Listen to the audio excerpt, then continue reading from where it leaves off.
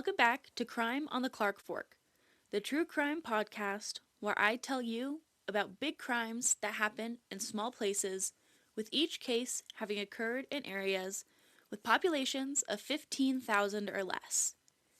My name is Mackenzie Spence, and I am your host. Just to start off, Happy New Year. Thank you all for another year of listening and enjoying the podcast. I'm really excited to see what 2026 is going to bring, and I hope you are as well. And as always, if you listen on Spotify, if you want to turn on those automatic downloads, it helps the algorithm recommend the show to others, and it will also notify you every time an episode goes live. So click that little bell button so you can get those notifications. And I just want to give a quick trigger warning that the case today does include crimes against young children. So if that is too much, I'd recommend skipping this episode and coming back in February instead.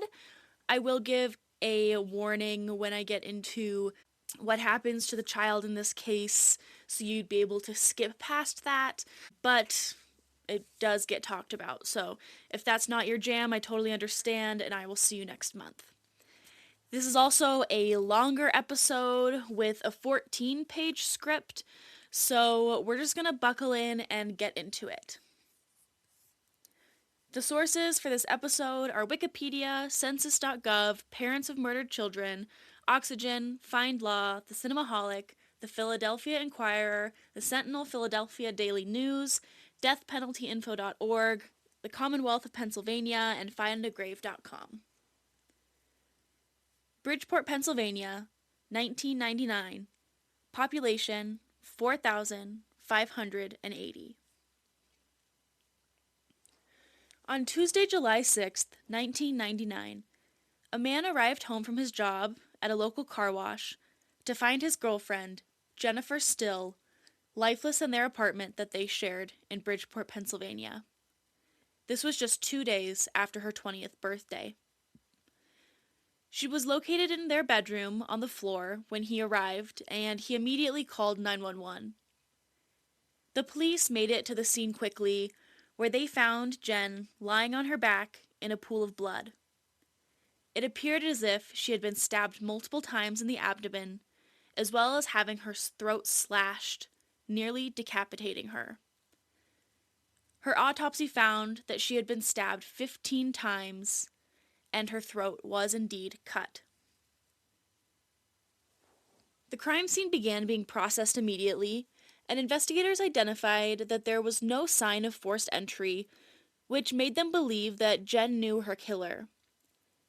This, paired with the fact that she was stabbed, which is often a crime that is seen as more intimate than other forms of murder, supported this theory as well. In the bathroom of their apartment, investigators found a drop of blood in the sink, which was far away from Jenn's body, which led them to think that the blood could belong to whoever murdered her. John Fallon, a retired detective from the Montgomery County District Attorney's Office, said that when someone is a victim of stabbing, there is a really high likelihood that the perpetrator accidentally cuts themselves in the process, which is why they believed that this drop of blood could be crucial evidence in figuring out who did this. Jenn's mother arrived at the apartment later in the afternoon to find police tape around her daughter's apartment, and that she was not allowed into the building.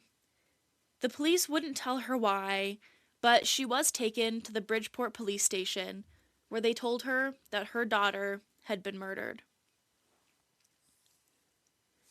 Jennifer Still was born on July 4th, 1979, in England. Her family then moved to Pennsylvania at some point in her youth, but she was born with a cleft lip and palate, as well as pretty severe scoliosis, and both of which were repaired when she was a pretty young girl. Jenn loved animals, especially her two cats, Ariel and Sebastian, as well as her golden hamster, Hammy. While growing up, she found a love for theater and music, and she was an aspiring poet. Her mother, Wendy Lavin, said that the depth of feeling she could portray with words was amazing. Jenn was often bullied in high school because of the appearance of her cleft lip repair, which really caused her to struggle fitting in. But even so, after she graduated, she left her high school years in the rearview mirror and she began to follow her dreams. Detectives began to look into those that were closest to Jenn, including her mother and then her boyfriend, Kevin, who was the one that found her dead in their apartment.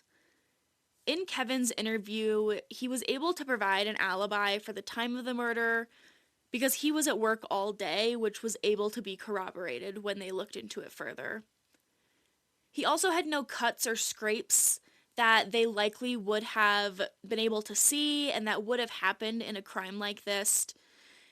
He also willingly gave his DNA, which was tested against the blood that was found in the apartment sink, and it was not a match, which further proved his innocence in this case. Jenn's mother was also ruled out as a suspect because her DNA was also not a match to the blood in the sink, and she also had an alibi for the time of the murder. When they ruled out Kyle and Jenn's mom, detectives then turned to those that knew Jenn, which included friends, neighbors, people from her and Kevin's Dungeons and Dragons groups because they were really into D&D, and they also even looked into people who had left messages on Jenn and Kyle's answering machine. Many of their friends were also into D&D, including a woman named Heather Greaves and a man named John Eichinger, who were both long-term friends of Jenn. When John was interviewed, he told detectives that he was in New Jersey on the day of the murder, but he did tell them two people that maybe they should be looking into as being involved, named Danny and Destiny. And these two people were also involved in Jenn, Kyle, John, and Heather's D&D group. Police began looking into those two people, and they found that Destiny was a self-proclaimed witch that was actually in love with Jenn. During her interview with investigators, she claimed that Jenn and her were married in a Wiccan ceremony, and then she went on to say that Jenn was actually possessed by demons, and Destiny was planning on performing an exorcism to allow her to be rid of the evil spirit that had taken over her body. Finally, she also told investigators that she recently had a dream where she had stabbed Jenn to death. And when investigators requested her DNA for testing, she agreed.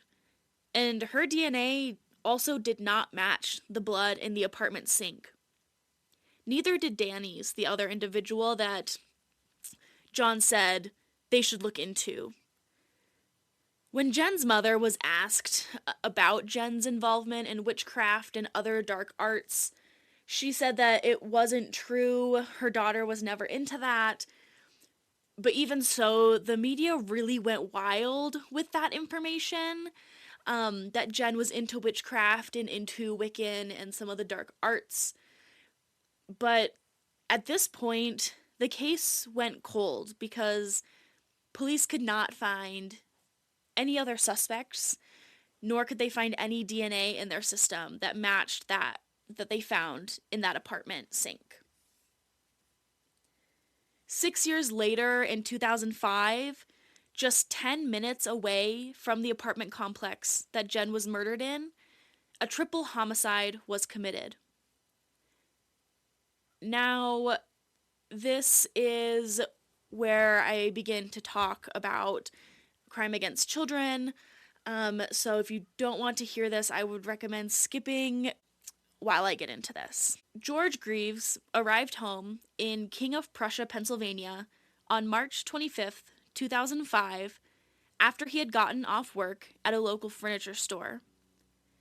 He had left for work that morning around 9:20 a.m., and then he called home to check on his family around 1 p.m., but nobody answered his call. So he went back to work and just assumed that they were out or they hadn't heard the phone and were doing something else. So he just went on and worked the rest of the day. But when he got home, he found that his two daughters, 27-year-old Heather and 23-year-old Lisa, as well as his 3-year-old granddaughter, which was Heather's daughter, Avery, all brutally stabbed to death. And this is terrible, but luckily Heather's other daughter, 6-year-old Melody, was with her father at this time, which kept her safe from the massacre. George immediately called 911 at 4:23 p.m. He told the operator that there was blood all over the place and that it was like a slaughter had occurred in his house. Heather was in the kitchen, Lisa was in the bathroom, and Avery was in the hallway near the bathroom. The scene was so horrendous that the detective on the case, Albert Donnell, is still haunted by the sight of the slain 3-year-old girl.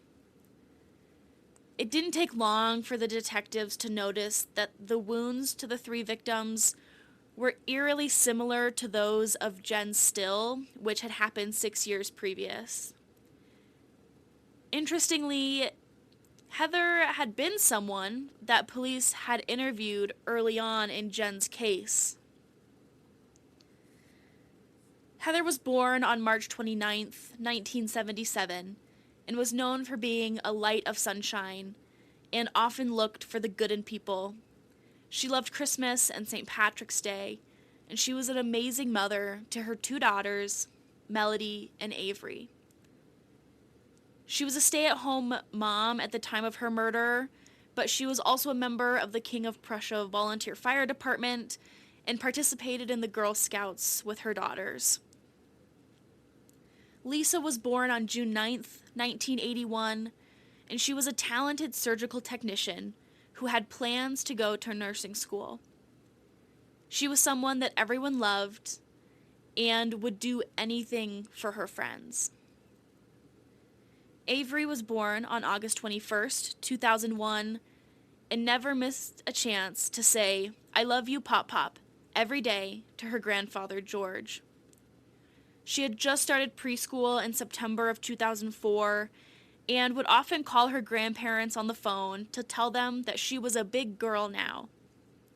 She loved to dance, sing, and had recently learned to play Candyland with her big sister. She loved her dog, Zeus, and she also knew the name of every single dog that lived on her block. A neighbor of the Greaves told investigators that they had seen a man named John Eichinger, who, if you remember correctly, was also Jenn's close friend that led police to Destiny and Danny 6 years earlier, leaving the Greaves' home, appearing to be bleeding with blood on his shirt and a rag in his hand.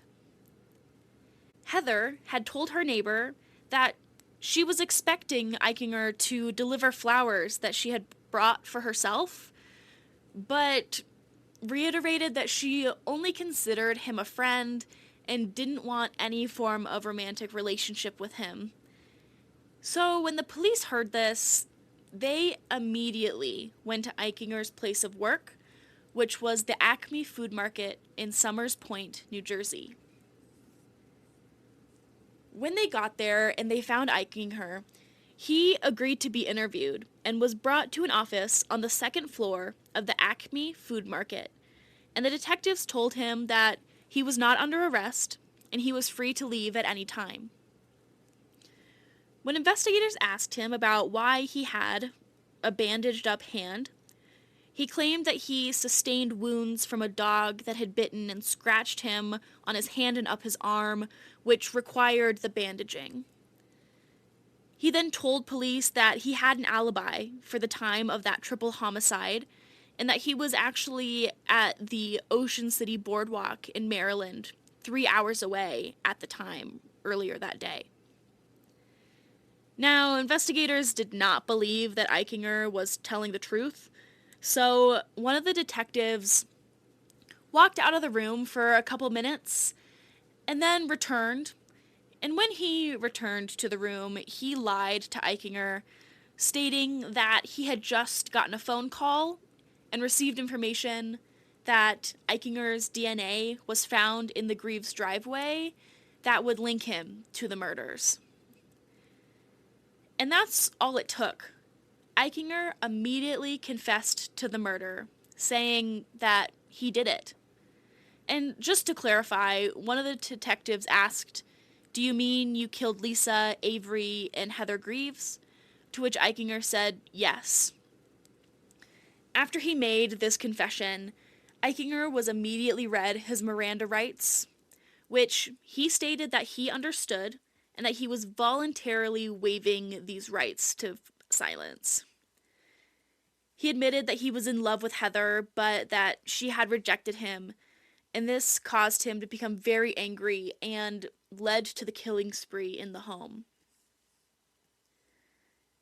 And now again, I'm going into detail about what happened in the home. So this does include information on what happened to Avery. Again, if you don't want to listen to this, skip forward a little bit, but I'm going to get into it here.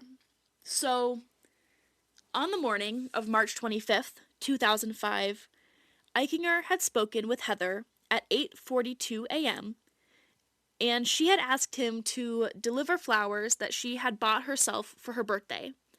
And this is according to Eichinger's mother. Heather and Eichinger had been co-workers in the past and had kept in touch over time through D&D, and they were just friendly with each other. His mother also told authorities that the next time that she saw him was around noon that day with blood on his hand, and when she asked what happened, he told her that he cut his hand by pushing trash down into a trash can to make more room, and that he had just had a bad day. When they began the interview with Eichinger, he told police that he wanted Heather to end her relationship with her current boyfriend, and if she didn't agree, he was gonna kill her.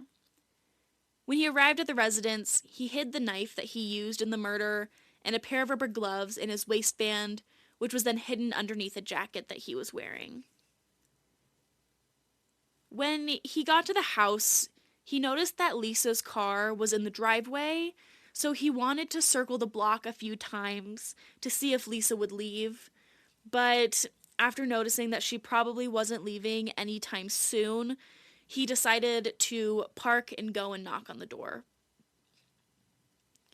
When Heather answered the door, she invited Eichinger in, but they quickly got into an argument once he got into the house, and he told her that he wanted her to leave her boyfriend.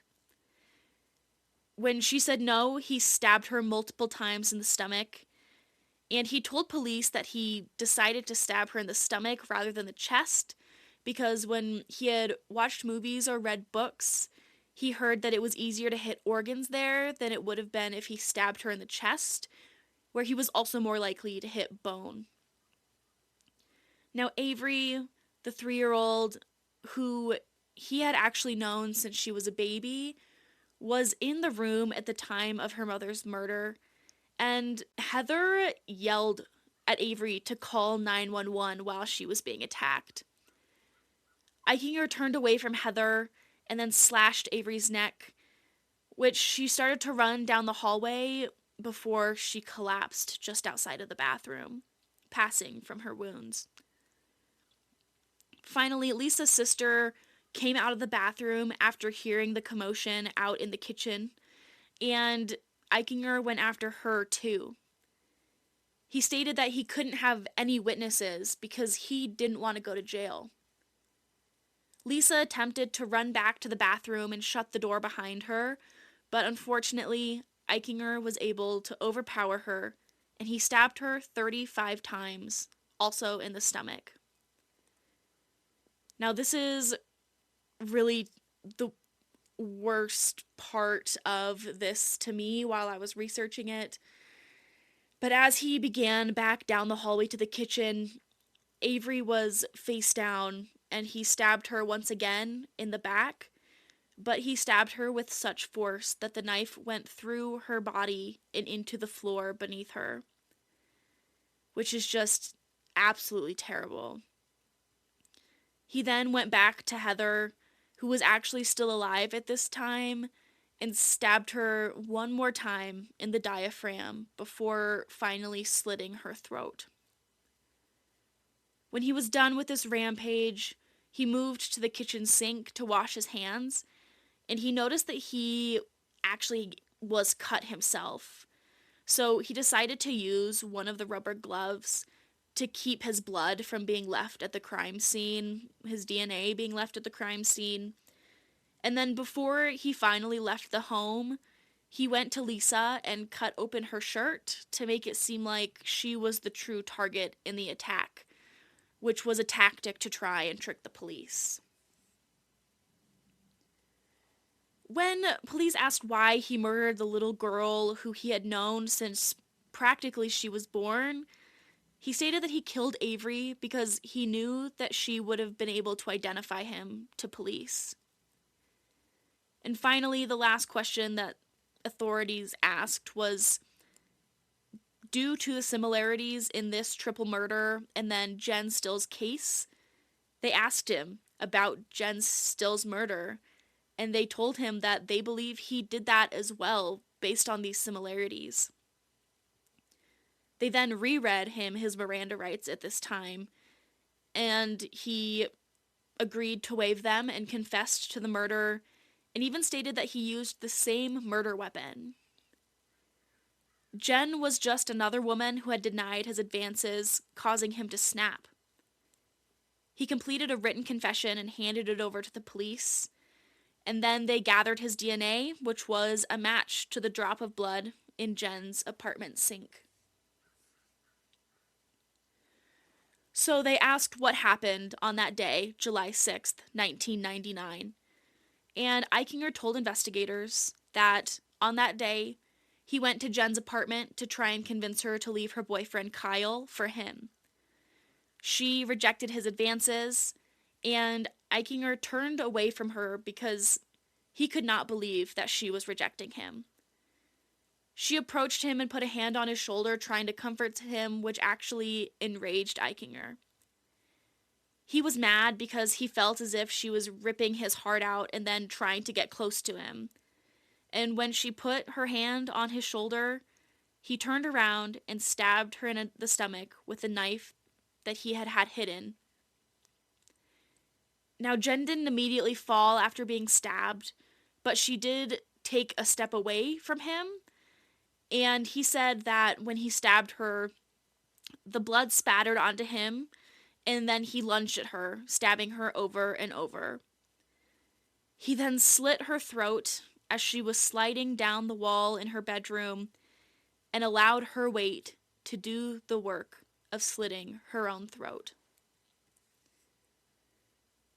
After all of this, the police went to Eichinger's house and found that he had kept mementos from Jenn's murder, preserving them. He saved his clothing that he was wearing that was spattered in blood, and also collected newspaper clippings about the murder so he could relive it again and again. He kept the knife in a sheath inside a cooler in his closet, which also had the rubber gloves that he had used in Jenn's murder and a Halloween scream mask. Now, as if this wasn't sick and twisted enough, Eichinger used the murder weapon as a prop on Halloween to finish his costume. Each year he would open that cooler, put on the scream mask, the rubber gloves, and take the knife out of the sheath before handing out candy to children that knocked on his door. They had also, at this time, they were searching the house, found bloody gauze, a rubber glove, and Band-Aid wrappers in the bathroom of the home, which was consistent with what Eichinger had told them he had done after he had murdered Heather, Lisa, and Avery. As a result of his confessions, Eichinger was arrested and transported to Montgomery County, and while in transit from New Jersey to Pennsylvania, he made statements that further incriminated him in the murders to the police, which were then written down by the investigators and signed by Eichinger. Now, Eichinger attempted to file a motion to remove these statements that he had made to the police during transport, but the motion was denied. He had a pretrial hearing on September 15th, 2005, where the judge found the detective's testimony credible, leading to the statements that Eichinger gave to police being admissible at trial. When faced with the option for a trial by jury, Eichinger waived this right to a jury, instead seeking a guilt phase bench trial, which was held on October 18th, 2005. And in this trial, Eichinger had no defense and did not contest against the charges against him. On November 1st, 2005, he was tried before a jury for sentencing. He again did not contest that he was guilty, but he did contest against the death penalty that was being put on the table.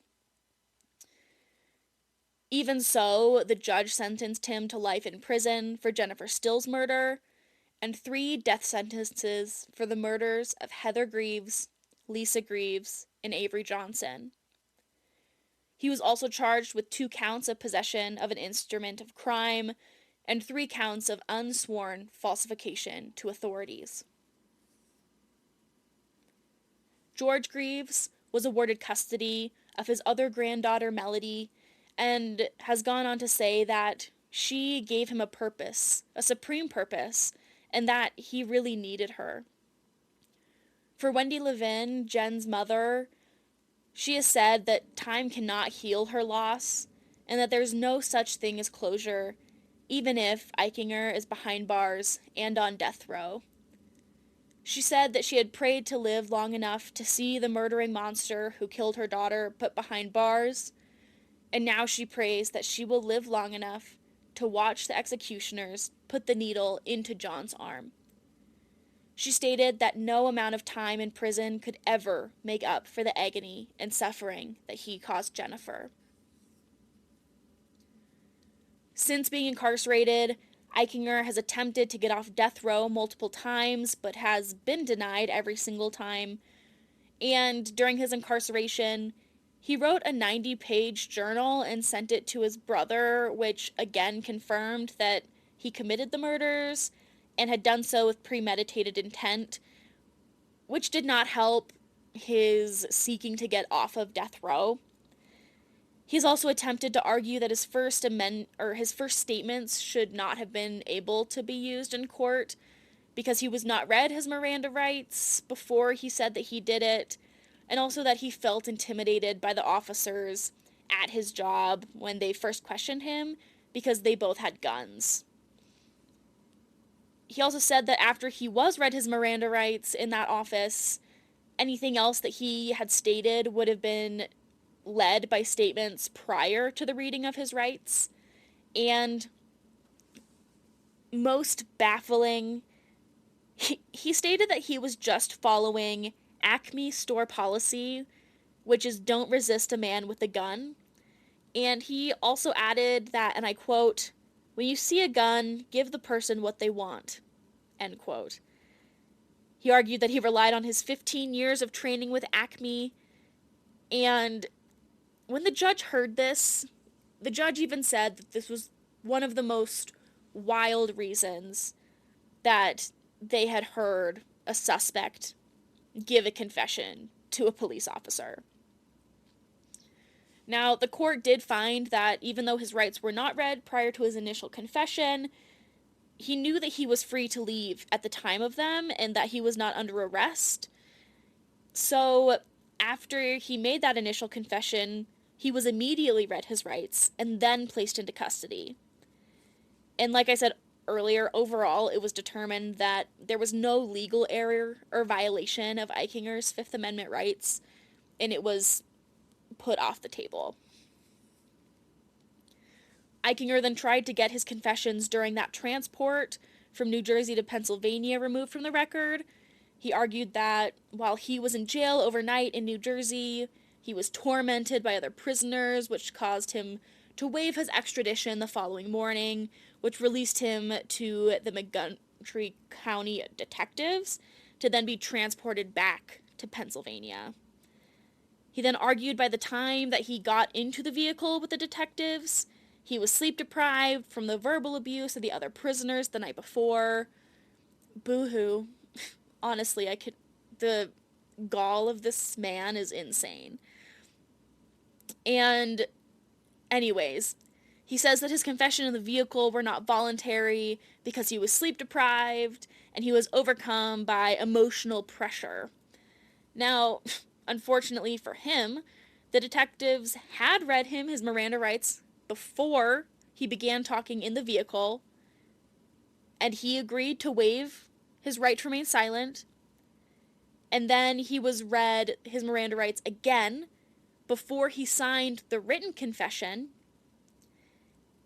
And then he was read his Miranda rights again before signing every single page of his written statement. And he said that he just didn't want to hide it anymore. Throughout this entire process, he never asked to speak to a lawyer or to remain silent. So the statements were retained, and he attempted other loopholes to get his confession removed from the record, which would cause a retrial, but none of them have been successful. A death warrant was signed for Eichinger in January of 2008 for lethal injection to occur on March 6th, 2008, but that execution did not happen. And then another warrant was signed for him to die by lethal injection on March 7th, 2023, but he was reprieved by Governor Tom Wolf on January 11th, 2023. And this was after the governor had announced a moratorium of executions in the state of Pennsylvania. And he is currently incarcerated at the State Correctional Institution Phoenix in Collegeville, Pennsylvania. And this might be a hot take. I know it's a hot take for a lot of people in the true crime world, but I personally don't believe in the death penalty. But probably for some reasons that you could guess, but maybe for some reasons that you wouldn't think of. And that's because, one, there are so many people that are sentenced with life imprisonment or are on death row that are later found not guilty. And I am not saying that this man is not guilty of this crime. I 100% believe that Eichinger belongs behind bars for the rest of his life. But with the death penalty, that's really where I struggle, is when people are exonerated and they could have been put to death before that. So I really struggle with the idea of that. But also, it is so expensive to have people on death row. So much more expensive than having them be in prison for life with no possibility of parole. And then, finally, I think people that commit crimes like this should have to sit in jail until they take their last breath. And I want their life to feel as long as humanly possible. And that they rot in prison until they die. His execution may happen in the future. He does not have a current death warrant at this moment in time, but he might have one in the future. I just would rather him have to sit with what he has done, especially to the 3-year-old Avery, for the rest of his life. And I hope he is haunted by what he did to his 4 victims. That was a side tangent. But I wanted to put that out there because he has had a death warrant signed twice, and both times the execution has not gone through. So Heather, Lisa, and Avery were all buried together in the Calvary Cemetery in Lower Merion, Pennsylvania, on a warm day in April of 2005. And George Greaves wrote a poem for his 2 daughters and granddaughter that I would like to leave you with. A demon was here today. He killed my daughters in a horrible way. He slashed their throats without pause or plea and left 56 wounds on my 3. Heather, Lisa, and Avery. Angels were here today. They carried the souls of my daughters away. So tender and young they were to me, 27, 23, and 3. Heather, Lisa, and Avery. I am here today. I live with memories of my daughter's way. And in my morning I ever see the love and beauty of my missed 3. Heather, Lisa, and Avery. My Lord is here each day. His love for my daughters will ne'er fade away. They sing to God with heavenly glee, and one day I'll join my beloved 3. Heather, Lisa, and Avery. And that is the end of this horrific case. As always, if you could give me 5 stars on Spotify and Apple Podcasts or wherever you listened to my podcast. I'm always looking for cases to cover. So if you have a case suggestion, please let me know and visit the link in the show's Instagram page at Crime on the Clark Fork, where I also post pictures from the cases that I cover. So if you want to go give that a quick follow, that would be awesome. And I hope you enjoyed this episode. I'll catch you next time with more big crime in small places.